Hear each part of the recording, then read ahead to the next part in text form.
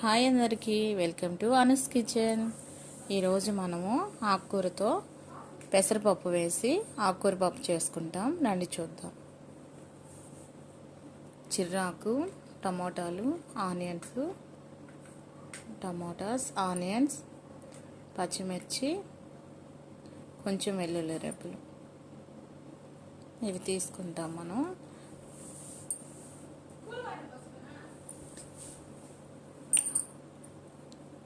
పెసరపప్పు 1 కప్పు తీసుకున్నానండి నేను. ఈ పెసరపప్పుని దోరగా వేపుకున్నాను అన్నమాట. దోరగా వేపుకుంటే టేస్ట్ బాగుంటుంది, అందుకని పెసరపప్పు దోరగా వేపి కుక్కర్లో వేసాను. అందులోనే ఆకుకూర వేసాను, టమోటాస్, ఆనియన్స్, పచ్చిమిర్చి, కొంచెం చింతపండు, వెల్లుల్లి రెబ్బలు అవన్నీ కూడా నేను వేసాను. నాకు ఈ కప్పుతో 2 కప్స్ అయితే నాకు అది మునిగేంత వరకు సరిపోయింది. మెజర్మెంట్ మీకు ఎంత ఉంటే, మీరు ఎంత క్వాంటిటీ తీసుకుంటే అంత వాటర్ మీరు కుక్కర్లో వేసుకోవచ్చు. కాస్తంత పసుపు వేసాను.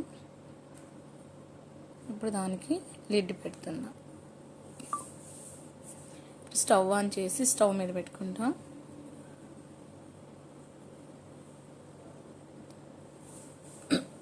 అది బాగా ఉడికేందుకు నేను ఒక 3-4 విజిల్స్ అయితే వచ్చేంత వరకు నేను స్టవ్ మీద అలాగే పెట్టాను.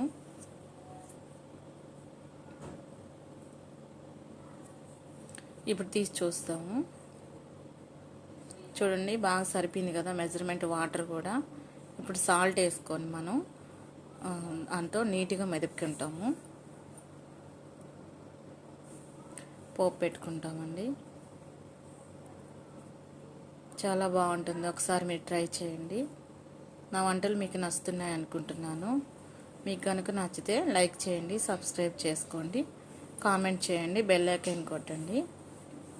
చూపిస్తాను మీకు. చూడండి, వైట్ రైస్లో పప్పు వేసుకొని నెయ్యి వేసుకొని అందులోకి చిప్స్, ఈ ఊరమిరపకాయలు వేసుకొని తింటే చాలా బాగుంటుంది, చాలా టేస్ట్గా ఉంటుంది.